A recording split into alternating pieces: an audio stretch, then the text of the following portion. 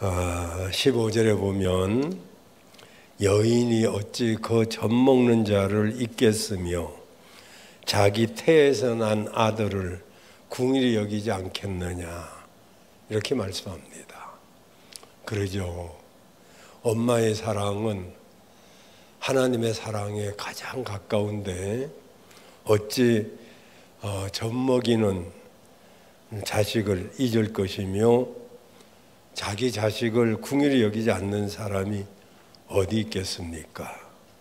그러나 요즘 우리 사회에서 일어나는 일을 보면 꼭 저렇지만은 않다는 것을 알 수가 있습니다.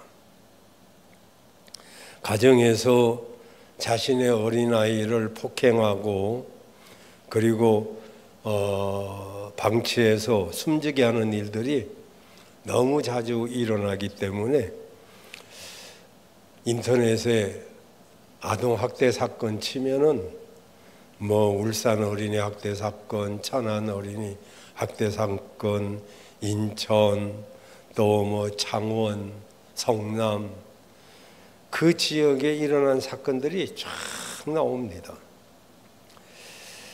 얼마나 잔인한지 그거 보면 참 그럴까 싶은데,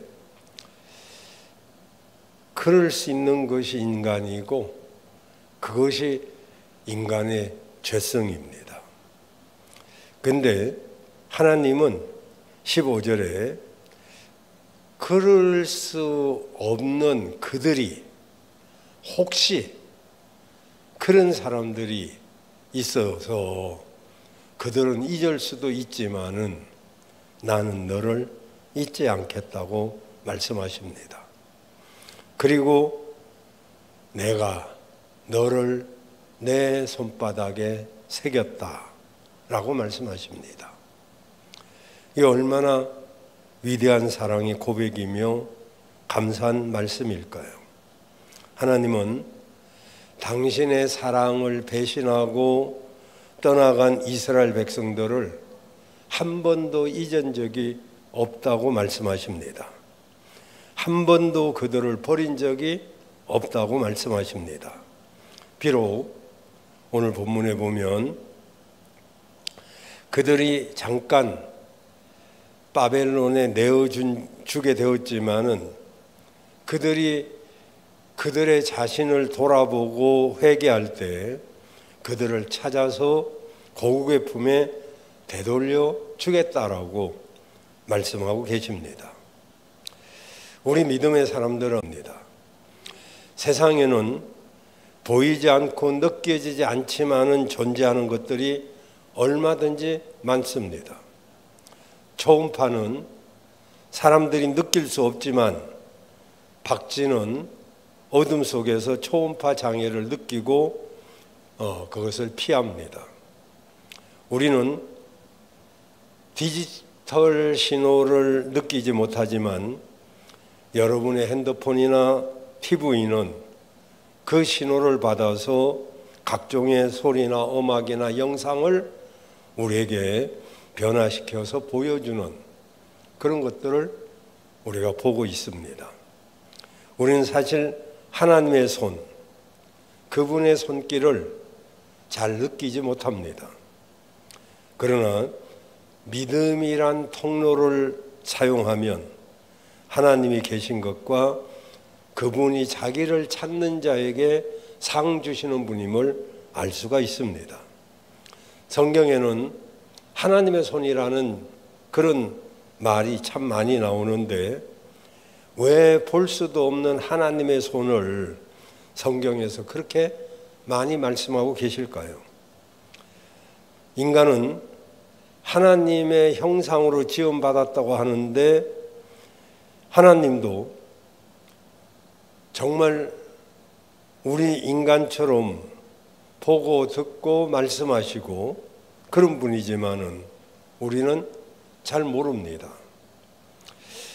근데 하나님은 우리 인간에게 비유해서 꼭 그와 같이 말씀하고 있는 그런 분인 것을 우리가 알 수가 있습니다. 이게 하나님의 손은 어떤 손이냐 하면은 여러분도 알다시피 첫째는 만물을 창조하신 손입니다. 이사야 48장 12절 13절에 보면 야곱아 이스라엘아 나를 들으라 나는 크다 나는 처음이요 나중이라 과연 내 손이 땅의 기초를 정하였고 내 오른손이 하늘을 폈나니 내가 부르면 천지가 일제히 서느니라 라고 했습니다. 이사야 45장 12절에도 보면 내가 땅을 만들고 그 위에 사람을 창조하셨으며 내가 친히 손으로 하늘을 펴고 그 만상을 명하였노라 라고 말씀하고 있습니다. 즉 하나님의 손은 천지를 창조하신 손입니다. 두 번째로 하나님의 손은 이 모든 만물을 섭리하시고 보존하시는 손입니다. 하나님은 창조하셨을 뿐만 아니라 그것을 섭리하고 보존하고 계시는 분입니다.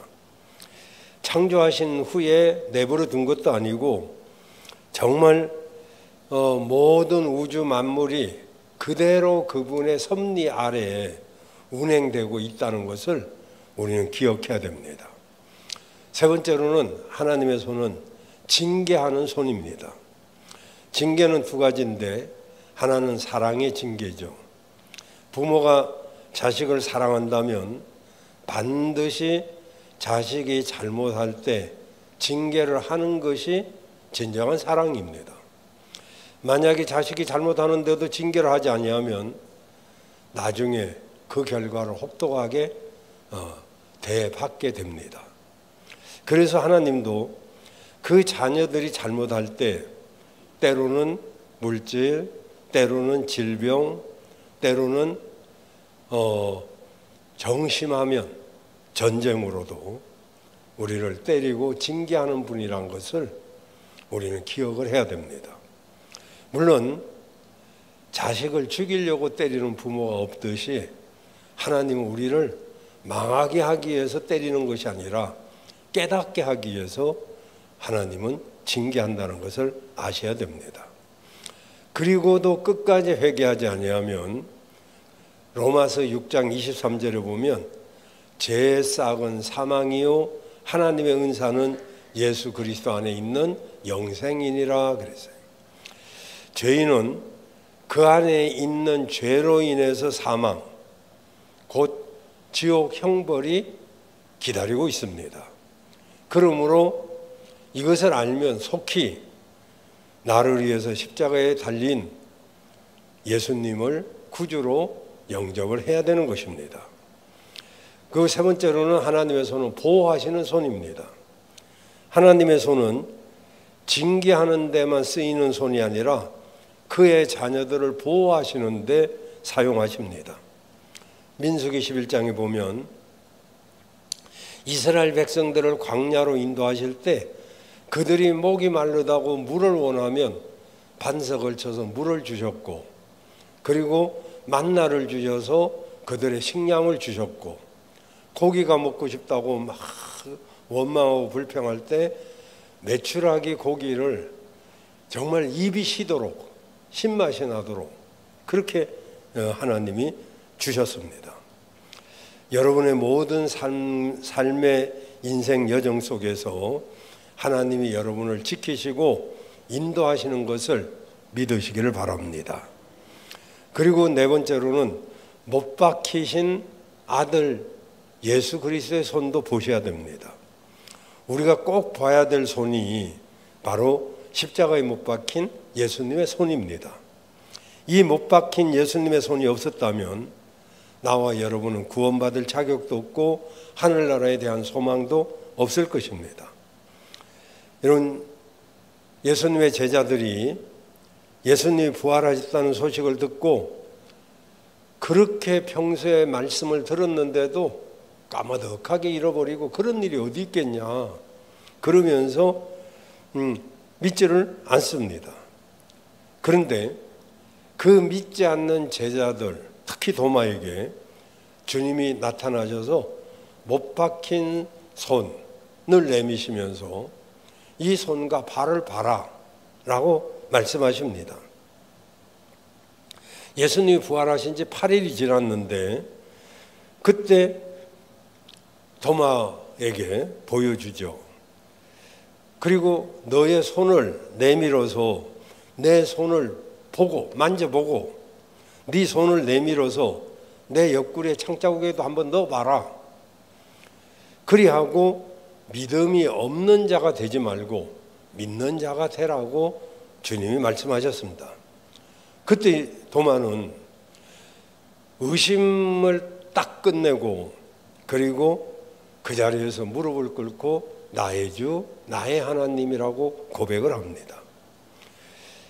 이렇게 도마는 의심했지만은 확신을 가지고 나서는 다시는 의심하지 않았습니다.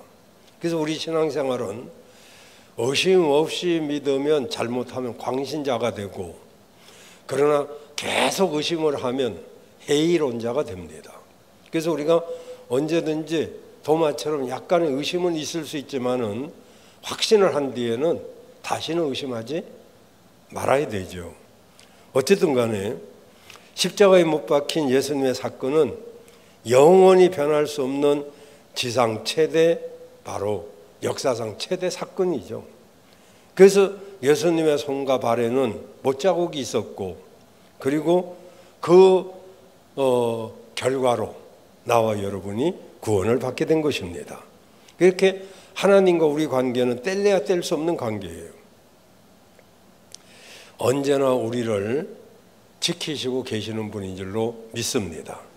저는 오늘 주님의 손바닥에 새겨진 나, 이런 제목으로 말씀을 드리려고 합니다. 오늘 이렇게 말씀하고 있습니다. 16절에 보면 내가 너를 손바닥에 새겼고 그럽니다. 이 무슨 뜻일까요? 내가 너를 내 손바닥에 새겼다. 이것은 바로 첫 번째로는 자기 소유인 것을 주장하는 말씀입니다. 너는 내 것이다, 이런 뜻이죠. 여러분, 우리는 하나님의 소유인 줄로 믿습니다. 아멘 안 하시는데 어떤 사람이든 어떤 물건이든 누구의 소유냐는 것이 굉장히 중요합니다. 우리 뭐 꼭 그런 비유를 할 필요는 없겠지만은 여러분이 입고 있는 옷하고 마릴린 먼로가 입고 있던 헌옷하고 어떤 것이 값이 있을까요?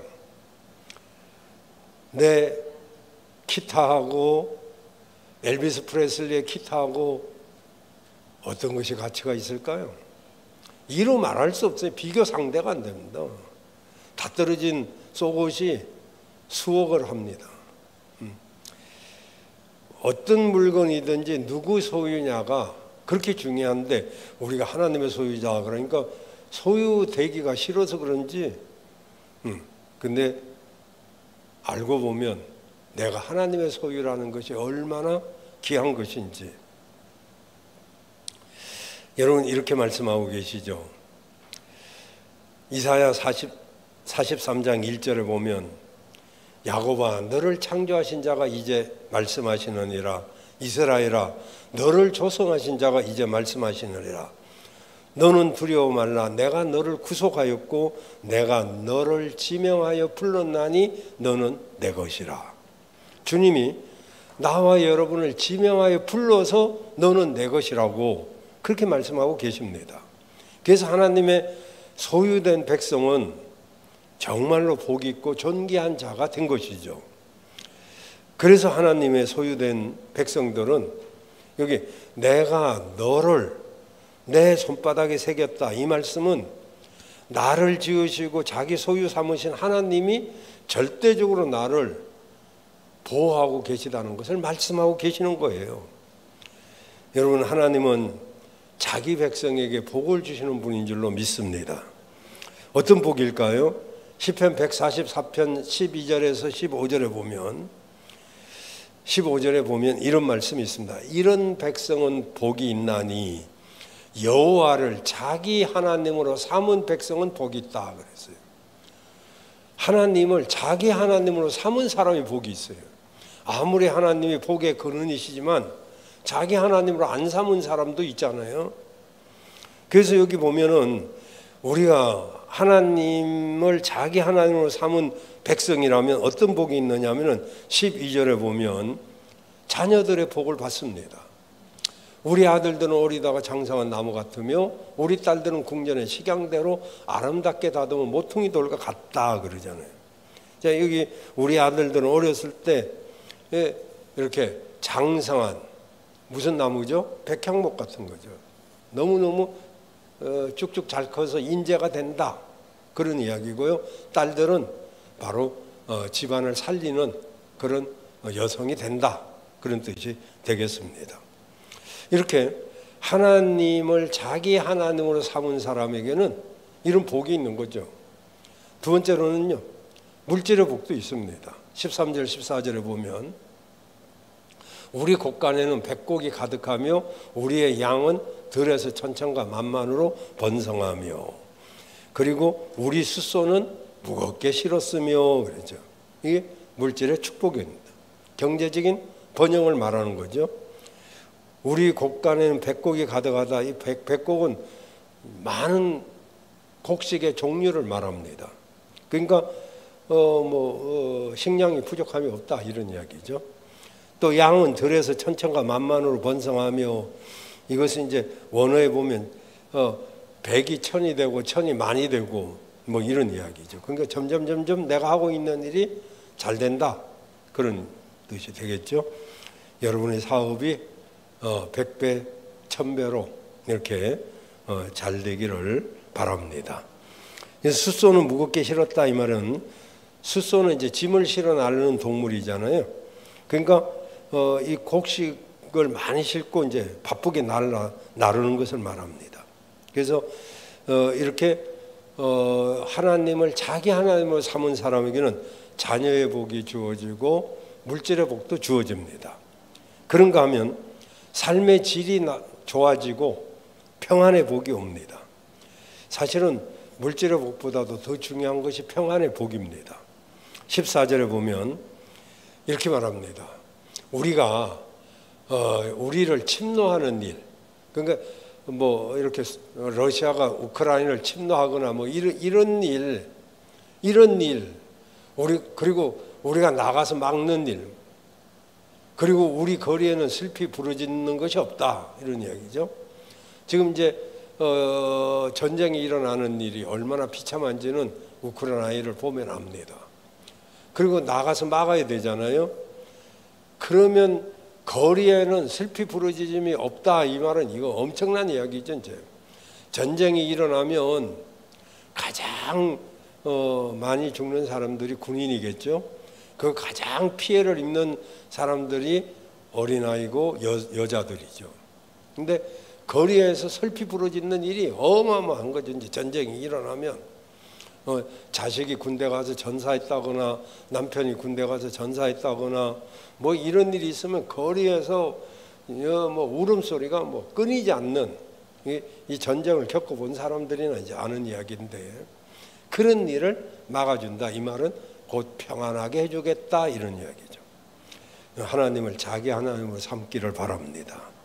그래서 우리는 하나님의 소유된 것을 기쁘게 여겨야 돼요. 나는 곧 하나님의 소유입니다. 두 번째로는 손바닥에 새겼다 이 말은 하나님의 사랑의 확정입니다. 여기 아까도 말씀드렸지만 여인이 15절에 젖 먹는 자식을 잊지 못한 같이 하나님께서는 자기 백성, 자기 택한 자녀를 결코 잊지 않겠다 그런 이야기죠. 비록 세상이 악해서 부모가 자식을 버리고 잊어버린다 할지라도 하나님은 결코 우리를 잊지 않는다는 말씀입니다. 내가 너를 손바닥에 새겼다 이 말은 성도를 향한 하나님의 절대적 사랑을 말합니다. 늘 손은 우리가 보잖아요. 여러분 손을 잘 안 보나요? 간혹 앉아서 손바닥을 바라보면 이때 상처는 그때 입었던 상처지. 손 보면 알잖아요. 김규환 장로님이 딱 여러분의 손을 보니까 알잖아요. 당신 수술을 받았군요. 수술 수술 받은 적이 있군요. 뭐 이런 걸 다 알더라고요. 그 사람 손하고 얼굴만 봐도 어느 정도는 압니다. 그래서 손가락 보면 휘었거나 곧거나 이런 것만 봐도 알더라고요. 뭐 저도 역시 봐주더라고요. 나는 몇 분 이렇게 안 봐서 좀 그러긴 했어요. 그리고 또 그들에게 이제 약을 뭐 이렇게 권하고 해서 그것도 좀 어떨까 그런 생각이 들었어요. 그런데 내가 물어보려고 그랬는데 혹시 약 받은 사람들 근데 그분 말로는 그 사람들에게는 돈을 안 받았대요. 일체. 그러니까 뭐 몇십만 원씩 들고 뭐 이런 것들을 왜냐하면 돈 때문에 하는 것을 오해할까 봐. 그래서 그때 계신 분이 계셨나? 누가 계셨나? 돈 혹시 냈나? 물어보지는 않았어요. 근데 안 받는데요. 그게 사실이기를 바라고 혹시 여러분 돈을 냈으면 나한테 말씀. 뭐 어찌 사실은 뭐 공짜는 없죠, 사실은. 근데 그 비싼 돈을 비싼 약을 반값으로 이렇게 준다는 것도 감사한데 그냥 돈 안 받았다고 하더라고요. 뭐 우리는 줘야 뭐 주는 게 좋은 거지만은 왜 쓸데없는 소리를 했는지 몰라도 손을 보면 그죠? 아니 그 사람이 안 봐도 내가 내 손을 봐도 이 손이 사연 많은 손이에요 이게. 이 손에 뭐 상처도 있고 쭈글쭈글하고 굽었고 또 뭐 손톱은 이렇게 어떻게 망치 얻어맞은 것처럼 이 모양이고. 그래도 이제는 이 손 치고 때리는 데 쓰지 않고 상처 주는 데 쓰지 않고 오락이나 게임하는 데 쓰지 않고 받기만 하는 데 쓰지 않고 주는 데도 쓰고 비방하는 손가락으로 쓰지 않고 그리고 투기하는 데 쓰지 않고 TV 채널 돌리는 데 쓰지 않고 성경 책 넘기는 데 쓰고 아닌가? 놀고 먹는 데 쓰지 않고 게으른 데 쓰지 않고 열심히 공부하고 일하는 데 쓰고 이 손을 보면 알잖아요. 근데 그 하나님의 손은 우리 이름을 새겼단 말이에요. 여기에. 늘 들여다보죠. 아무개 그래 내가 사랑하지 하고 보죠. 우리가 정말 열심히 잘하면 기뻐하실 것이고 우리가 슬슬 속을 썩이면 그죠? 10손가락 깨물어서 안 아픈 손가락 어디 있냐 이 말이 다 자식들에게 해당되는 말 아니에요? 이 자식들을 보면 별 자식들이 다 있잖아요. 여러분 한 번 구원받으면 다시 뭐 이렇게 구원해서 제외되는 법은 없지만은 그러나 속썩이는 자식은 있죠. 그 속썩이는 자식 되면 안 되잖아요. 어쨌든 그 하나님의 사랑이 독생자 예수를 죽게 만들었습니다. 택한 백성을 구원하고자 하는 하나님의 사랑이 바로 죽음을 이기는 부활로 이어집니다. 그래서 나와 여러분이 하나님의 손바닥에 새겨졌다면 우리는 부활의 소망까지 주어진 줄로 믿습니다. 세 번째로는 하나님의 손바닥에 새겨졌다 이 말은 하나님의 절대 보호를 말합니다. 여러분 우리가 뭐가 중요한 게 있으면 손 안으로 탁 붙잡죠. 이렇게 중요한 것을 그냥 이렇게 핍니까? 버립니까? 딱 붙잡죠. 이게 손바닥에 새겼다 이 말은 그 누구도 하나님의 손에서 빼앗아갈 자가 없다 이런 이야기예요. 제 손에 이 마이크가 이렇게 있을 때 여러분이 이것을 빼앗아 가려면 나보다 힘이 세야지. 나보다 힘이 약한데 빼앗아 갈 수 있어요? 못 뺏어 가죠. 내가 주면 몰라도. 그래서 우리 주님은 요한복음 몇 장 몇 절인가 또 주소가 생각 안 나요. 내 아버지는 만유보다 크심에 내 손에서 빼앗아 갈 자가 없느니라. 우리 주님의 손바닥에 새겨진 여러분을 누구도 빼앗아 갈 수가 없다는 것이. 왜? 내 아버지는 만유보다 크시기 때문에. 믿으시길 바랍니다. 그리고 하나님이 우리를 절대 보호하죠. 이 하나님의 손이 아까 말씀드렸죠. 창조의 손이요, 생명의 손이요, 보호의 손이요, 축복의 손이요, 능력의 손이잖아요. 그 손에서 빼앗아 갈 자가 누가 있겠어요? 나와 여러분은 하나님의 손에 새겨진 사람들인 줄로 믿습니다. 네 번째로는 손바닥에 새겼다 이 말은 나와 여러분을 주께서 쓰시겠다는 표현입니다. 내가 너를 손바닥에 새겼다 이 말은 내가 너를 내 손에 잡고 사용하겠다 이런 이야기예요. 이 마이크 내 손바닥 안에 있잖아요. 이건 내가 이 마이크를 쓰겠다는 이야기 아닙니까? 여러분이 하나님의 손바닥에 여러분의 이름이 새겨져 있다면 여러분은 하나님이 쓰시는 도구가 돼야 되겠죠. 제가 이제 서예를 조금 이렇게 아직 뭐 잘하지를 못해가지고 전 글은 쓰겠는데 글씨는 못 쓰겠더라고요. 글씨가 잘 안 돼요. 그래. 글은 좀 쓰겠는데 글씨는 안 돼서 고민인데 어쨌든 내가 붓을 가지고 이렇게 써보고 그러면서 굉장히 실망도 하고 지금 그러고 있어요. 근데 붓을 잡든지 뭐 볼펜을 잡든지 뭘 잡든지 쓸 거 아니겠어요. 근데 볼펜은 내가 볼펜 글씨는 좀 씁니다. 뭐 누가 봐도 뭐 악필이다 이런 정도는 아니고, 근데 붓은 잡으니까 안 되는 거예요. 잘 부드러워서 그런지 잘 안 되더라고요. 그러니까 하나님도 우리를 손에 잡고 어떤 이는 성가대로, 어떤 이는 교사로, 어떤 이는 뭐 여러 가지 뭐 교회 일로 다 붙잡아서 쓰시잖아요. 그때 여러분이 그 손에 붙잡히면 쓰임 받는 거죠. 그래서 예루살렘 성전에는 두 기둥이 있었어요. 그 이름은 야긴과 보아스죠. 우편의 기둥이 야긴이죠. 야긴의 뜻은 저가 세우리라. 하나님이 그를 사용해서 세워주겠다 그런 뜻이고요. 좌편의 기둥은 보아스입니다. 보아스는 하나님의 능력으로 영원히 지켜주겠다 그런 뜻이죠. 그래서 보아스는 이렇게 하나님이 붙들어서 성전을 세우는 두 일꾼을 말합니다. 하나님이 능력을 주어서 그들을 세우셔서 성전을 지키는 거죠. 그럼 이 보아스와 야긴이 누굽니까? 여러분들이죠. 여러분들이 교회를 견고히 세울 수도 있고 교회를 허물어뜨릴 수도 있어요.